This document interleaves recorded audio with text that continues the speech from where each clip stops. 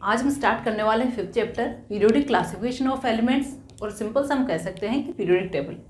Last classes में हमने elements को स्टडी किया है, एलिमेंट के definition, different type of elements, उनके नेम्स एंड सिंबल्स। अब यहाँ हम पीरियोडिक टेबल की अगर हम बात करें तो सिंपल सा एक लुकिंग हम देखें पीरियोडिक टेबल की, तो ये कुछ इस तरह से दिखाई देती है, यानी डिफरेंट कलर्स में ये आपको मिल जाएगी जहाँ कहीं भी आप इसको सर्च करेंगे।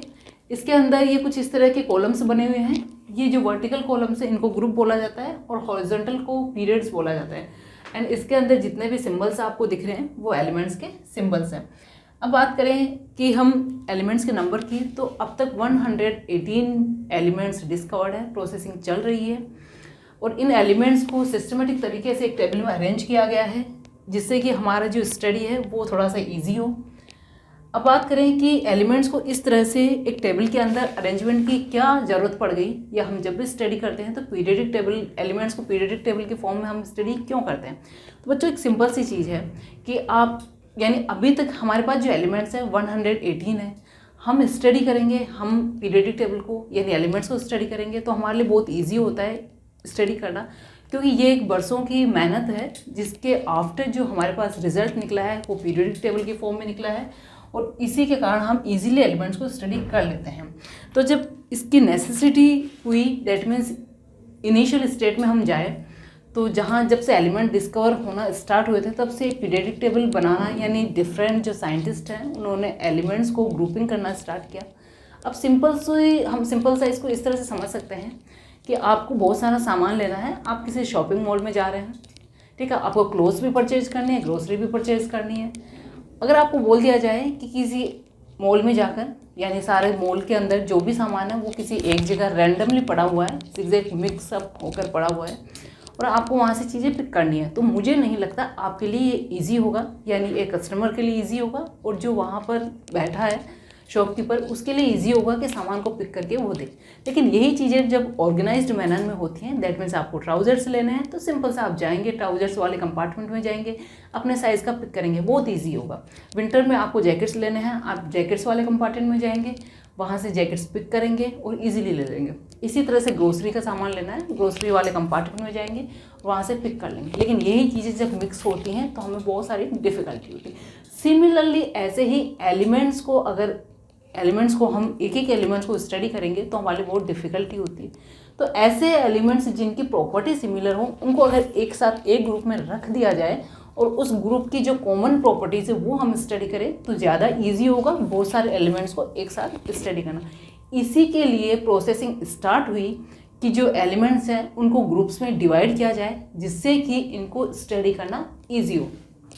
तो हम चलते हैं 1800 में एलिमेंट्स की जो नंबर थी बच्चों 30 एलिमेंट्स थे। तो 30 एलिमेंट्स को मान के चल सकते हैं कि इनको स्टडी करना इतना डिफ़िकल्ट नहीं है। देन 1865 के अंदर एलिमेंट्स की नंबर हो गई 63 एलिमेंट्स भी स्टडी इम्पॉसिबल कुछ नहीं है, कर सकते हैं, लेकिन यहाँ से ग्रुपिंग स्टार्ट हो चुकी थी। सबसे पहले इसके लिए जो वर्क किया गया that was done by early attempts में हम कह सकते हैं classification in metal and non metal, जो कि क्या लेवोजियर ने, जिससे हम फादर ऑफ केमिस्ट्री भी बोलते हैं, इन्होंने एलिमेंट्स को मेटल एंड नॉन मेटल के अंदर क्लासीफाई किया बच्चों। लेकिन सिंपली हम मेटल और नॉन मेटल में क्लासिफिकेशन कर लें तो भी सफिशिएंट नहीं है, क्योंकि ज़रूरी नहीं है कि सारे एलिमेंट्स जो मेटल्स के अंदर हैं उनकी सभी की प्रॉपर्टी सिमिलर हो और सारे वो एलिमेंट्स जो नॉन मेटल के अंदर हों उनकी भी प्रॉपर्टी सिमिलर हो, ठीक है। तो ये बहुत ज़्यादा फ्रूटफुल नहीं था। इसके बाद जॉन डाल्टन ने एटॉमिक मास की टेबल बनाई, यानी जितने भी एलिमेंट डिस्कवर थे उस टाइम में 1803 के अंदर उन एलिमेंट्स के रिलेटिव एटॉमिक मास की एक टेबल बनाई। इसके बाद आते हैं डोबर्नियर्स का जो फुल नेम देखें हम, जॉन वोल्फगैंग डोबर्नियर है। 1817 में इन्होंने जितने भी एलिमेंट्स डिस्कवर थे उनकी ग्रुपिंग स्टार्ट की। ग्रुपिंग का मतलब है दैट मीन्स इन्होंने सिमिलर प्रॉपर्टीज़ वाले जो एलिमेंट्स थे उनके छोटे छोटे ग्रुप बनाना स्टार्ट किए। इनके ग्रुप में मैक्सिमम 3 एलिमेंट्स थे और 3 एलिमेंट्स ऐसे थे जिनकी प्रॉपर्टीज़ सिमिलर थी। अब इन्होंने क्या किया, सिमिलर प्रॉपर्टीज़ वाले एलिमेंट्स को इंक्रीजिंग एटॉमिक मास के बेसिस पे अरेंज करना स्टार्ट किया, but only in the group of 3। For example इनका जो एक ग्रुप था वो था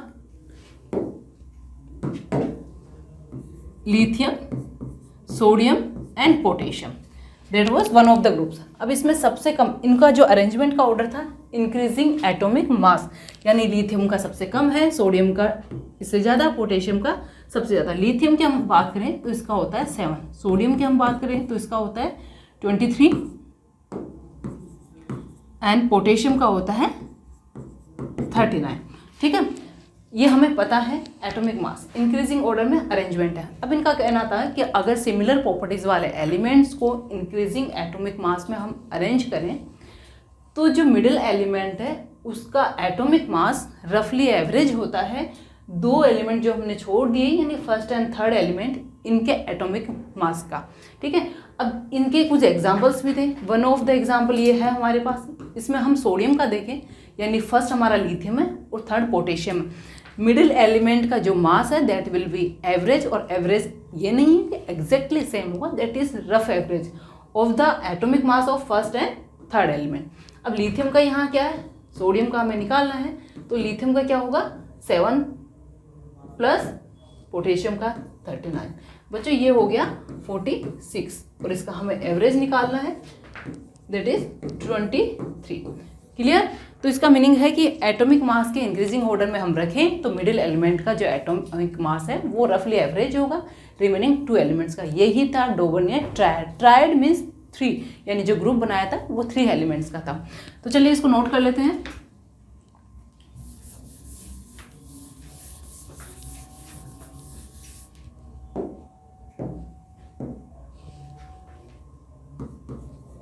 डोबर्नियर आप लिख सकते हैं, ही arranged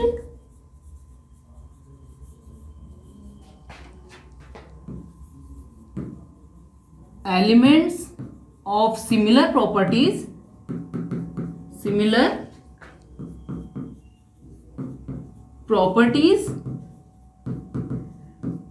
in the order of increasing atomic mass and in the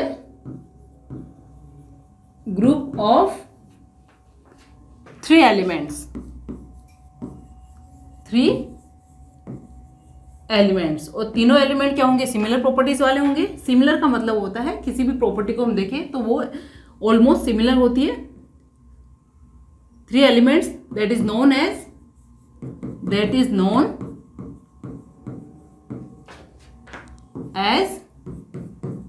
triad, जिसको हम बोलेंगे Dobereiner's triad. Now the atomic mass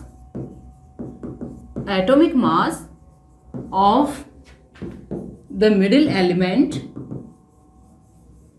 element was roughly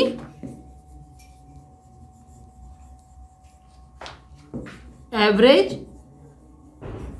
of remaining 2 elements,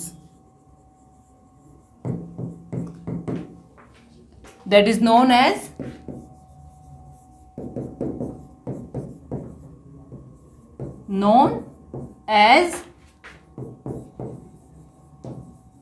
डोबर्नियर triad law. ध्यान रखना है आपको, 3 एलिमेंट्स का groups with similar properties and increasing atomic mass. अब बच्चों डोबर्नियर ने जो नॉन एलिमेंट्स थे उसमें कितने ट्रायड्स बनाए, एक तो हमने देख लिया है लिथियम वाला। अगर हम सिर्फ डोबर्नियर की बात करें तो this is the first group, lithium, sodium and potassium. यहाँ पर सोडियम का जो मास निकल के आता है 23, यानी फर्स्ट एंड लास्ट का हम एवरेज करें तो। सेकंड ग्रुप था calcium, strontium and barium. Calcium और बेरियम का मास का हम एवरेज निकालें, देखो ये वैल्यूज पॉइंट्स में है, इनको राउंड ऑफ करके हम निकाल सकते हैं। एंड जो मिडिल एलिमेंट है स्ट्रोंशियम, इसका जो मास निकलता है रफली average of the 2 calcium and barium के मास का। एंड थर्ड जो ग्रुप था chlorine, bromine and iodine. In 3 elements का था। ब्रोमीन का जो मास है दैट इज 80, रफली average of the mass of chlorine and iodine. अब ध्यान आपको ये रखना है कि डॉबर्नियर ने ओनली ये 3 ट्राइड्स ही बनाए थे उस टाइम तक जो एलिमेंट डिस्कवर थे। अब आप पीरियोडिक टेबल से अगर कोई आपके सामने एग्जाम्पल होता है कि किसी ग्रुप को ट्राइड के फॉर्म में निकाल के, यानी 3 एलिमेंट्स जो एडजेसेंट एलिमेंट्स हैं उनको ट्राइड के फॉर्म में निकाल के दिया जाता है, तो that was not a part of the डॉबर्नियर tried. वो ट्राइड बन सकता है पर डॉबर्नियर ने जो ट्राइड्स दिए थे वो उस सिस्टम का पार्ट नहीं है। इन तीनों एग्जाम्पल्स को आपको ध्यान में रखना है। फर्स्ट, अब सेकंड ये है कि आपके पास कोई ऑब्जेक्टिव क्वेश्चन है, ऐसे 4 ऑप्शन है, which of the following is not है डॉबर्नियर ट्राइड, तो 3 आपको ध्यान रखना है, चौथा नहीं होगा। प्लस चौथे को आपको देखना है कि जो फर्स्ट एंड थर्ड एलिमेंट है उसका जो एवरेज है वो मिडिल एलिमेंट का आता भी है या नहीं है। यानी 4 ऐसे ऑप्शन भी हो सकते हैं जो टोटली इनसे डिफरेंट हो सकते हैं। इन डिफरेंट ऑप्शंस में आपको ये देखना है कि कौन सा इस लॉ में फिट होता है या नहीं है। तो दैट इज़ द डॉबर्नियर ट्राइड। अब इसके एक ड्रॉबैक है बच्चों, ये सभी एलिमेंट्स में फिट नहीं होता, इसलिए इस लॉ को डिस्कार्ड कर दिया गया। अब नेक्स्ट चलते हैं हम न्यूलैंड्स ऑक्टेव रूल। ऑक्टेव का मीनिंग देखो, हमने 10th क्लास में कहीं ना कहीं ऑक्टेव वर्ड यानी लुईस ऑक्टेव रूल पढ़ा है, ऑक्टेट रूल पढ़ा है। दैट मीन्स जिसका मीनिंग होता है 8 आउटर शेल में 8 इलेक्ट्रॉन हो वो स्टेबल होता है। अभी हम यहाँ स्टेबिलिटी की बात नहीं कर रहे। ऑक्टेव का मीनिंग है 8 से, यानी यहाँ भी वही नंबर 8 है। 1866 में जॉन न्यूलैंड ने ये दिया, इंग्लिश केमिस्ट थे ये। इन्होंने जितने भी एलिमेंट्स थे उन एलिमेंट्स में जो एलिमेंट सिमिलर प्रॉपर्टीज़ वाले थे उनको सेम ग्रुप में डाला और इंक्रीजिंग एटॉमिक मास में ही इन्होंने अरेंजमेंट बनाया। और अरेंजमेंट के आफ्टर इन्होंने एक टेबल क्रिएट करी, उस टेबल को हम देखते हैं। ये न्यूलैंड ऑक्टेव यानी न्यूलैंड की जो टेबल थी उसका एक पार्ट है। न्यूलैंड के पास जो एलिमेंट्स थे उसमें सबसे लाइटेस्ट एलिमेंट था हाइड्रोजन एंड सबसे जो लास्ट एलिमेंट था वो था 56 थोरियम। बच्चों थोरियम का जो एटॉमिक नंबर होता है वो होता है 90, लेकिन यहाँ पर 56 एलिमेंट है। दैट मीन्स उस टाइम तक 56 एलिमेंट डिस्कवर थे। वो element systematic 1 by 1 according to atomic number नहीं थे। दैट मीन्स जो भी डिस्कवर थे उसमें फर्स्ट हाइड्रोजन था और लास्ट थोरियम था। तो इन्हीं एलिमेंट्स को उन्होंने अरेंज करके एक टेबल बनाई, उस टेबल का एक पार्ट है। ये वर्टिकल कॉलम्स जो बना रखे हैं दैट आर ग्रुप्स, और इनमें जो एलिमेंट्स हैं वो सिमिलर प्रॉपर्टीज़ वाले एलिमेंट्स थे। ये न्यूलैंड ने बनाया। अब न्यूलैंड ने ये बताया कि इस तरह इसका हम अरेंजमेंट अगर बनाते हैं तो हमारे पास क्या होता है कि हम अगर एलिमेंट्स को अरेंज करें इंक्रीजिंग एटॉमिक मास के बेसिस पे, तो every 8th element had the property similar to first. ठीक है, यानी हर 8वें एलिमेंट की जो प्रॉपर्टी है फर्स्ट एलिमेंट की जैसी ही होती है या उससे सिमिलर होती है। अब ये ऑक्टेव दैट मीन्स हमारा जो म्यूजिकल सिस्टम है बच्चों, इंडियन म्यूजिक सिस्टम की अगर हम बात करें तो इसमें एक स्केल पे 7 नोट्स होते हैं। दैट मीन्स आपके सामने लिखे हुए हैं सा री गा मा पा दा नी। अब नेक्स्ट स्केल की बात करें तो वापस से वही नोट से स्टार्ट हो जाता है। दैट मीन्स हमारे फर्स्ट नोट अगर हम एस ए सा को माने तो first, second, third, fourth, fifth, six, seventh. 8th note यानी सेकेंड स्केल का, नेक्स्ट स्केल का जो 8th फर्स्ट होगा वैसे तो, लेकिन हम काउंटिंग से 8th बोल रहे हैं तो वो फर्स्ट से सिमिलर होगा।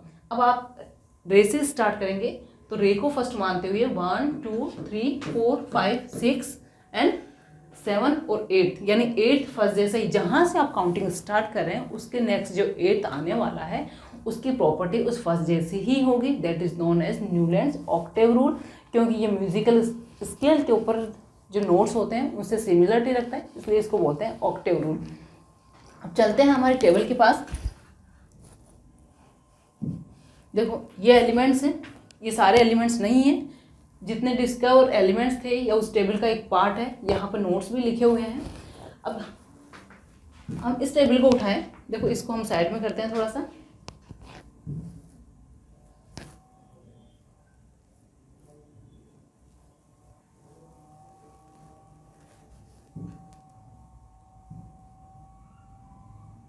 यहाँ से हम लिथियम से स्टार्ट करें तो लिथियम अगर फर्स्ट एलिमेंट है हमारा, लिथियम को अगर हम फर्स्ट माने तो 1 2 3 4 5 6 7 एंड 8। सोडियम 8th एलिमेंट है, सोडियम की प्रॉपर्टी लिथियम जैसी ही होती है। देन अगर हम बेरिलियम से स्टार्ट करें, बेरिलियम फर्स्ट एलिमेंट है, 1 2 3 4 5 6 7, 8 यानी मैग्नीशियम 8th एलिमेंट है, मैग्नीशियम की प्रॉपर्टी बेरिलियम से सिमिलर होती है। अगर हमने नाइट्रोजन को फर्स्ट माना है तो काउंटिंग आपको नाइट्रोजन से स्टार्ट करनी पड़ेगी। 1 2 3 4 5 6 7 8 यानी फॉस्फोरस 8th एलिमेंट है जिसकी प्रॉपर्टी नाइट्रोजन जैसी ही होती है, उससे मैच करती है। नाउ अगर हमने फ्लोरीन से स्टार्ट किया है, फ्लोरीन फर्स्ट है 1 2 3 4 5 6 7 8, तो every 8th element had the property similar to first, यानी वो फर्स्ट जिससे आप काउंटिंग स्टार्ट करें। ये आपको ध्यान रखना है, ये नहीं कि आपने काउंटिंग यहाँ स्टार्ट करी और आप बोल रहे हो कि क्लोरीन की प्रॉपर्टी फर्स्ट एलिमेंट लिथियम है उससे सिमिलर है या नहीं है या उससे मैच नहीं करते, ऐसा नहीं करना। जहाँ से आप काउंटिंग स्टार्ट कर रहे हैं वहीं से हमें देखना है, उसके बाद जो 8th एलिमेंट है उस काउंटिंग वाले एलिमेंट से सिमिलर होगा। That is known as Newlands octave rule. ठीक है, अब देखो यहाँ तक ये टेबल जो बनी हुई है कैल्शियम तक है और ये जो टेबल है कैल्शियम से आगे भी है। तो हमने न्यूलैंड का ऑक्टेव रूल स्टडी कर लिया है by definition, bye objective question या बाय सब्जेक्टिव क्वेश्चन आप इसको लिख सकते हैं। लेकिन अगर हम बात करें इसकी ड्रॉबैक्स की तो ये बच्चों ओनली कैल्शियम तक ही एप्लीकेबल है, यानी हमने ये जो टेबल बना रखी है कैल्शियम तक, ये न्यूलैंड ऑक्टेव रूल कैल्शियम तक एप्लीकेबल होता है, यहाँ तक कोई एक्सेप्शन नहीं आता, बहुत अच्छे से इसको फॉलो करता है। लेकिन इसके बाद ये लॉ फॉलो नहीं होता है यानी एप्लीकेबल नहीं है, इसलिए इसको डिस्कार्ड कर दिया गया। First drawback. सेकेंड ड्रॉबैक ये थी कि इसमें देखो, इसको हम साइड में करते हैं,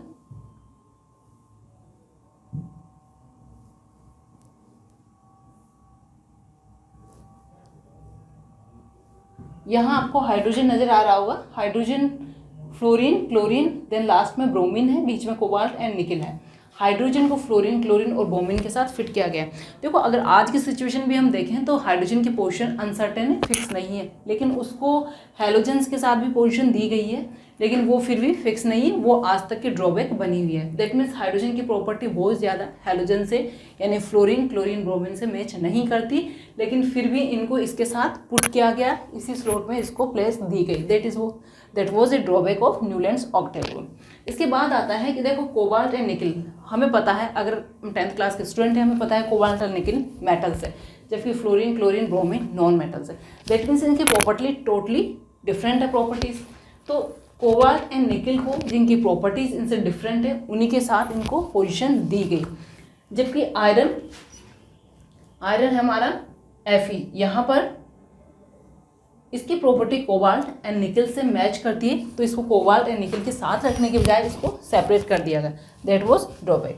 नाउ यहाँ पर कोबाल्ट एंड निकिल 2 एलिमेंट्स है, तो अपने पीरियोडिक टेबल को एक फिट फॉर्म बनाने के लिए दो एलिमेंट्स को एक साथ एक स्लॉट में प्लेस दे दी गई है, ये एक ही जगह इनको रखा गया है। That was also a drawback of Newlands octave rule.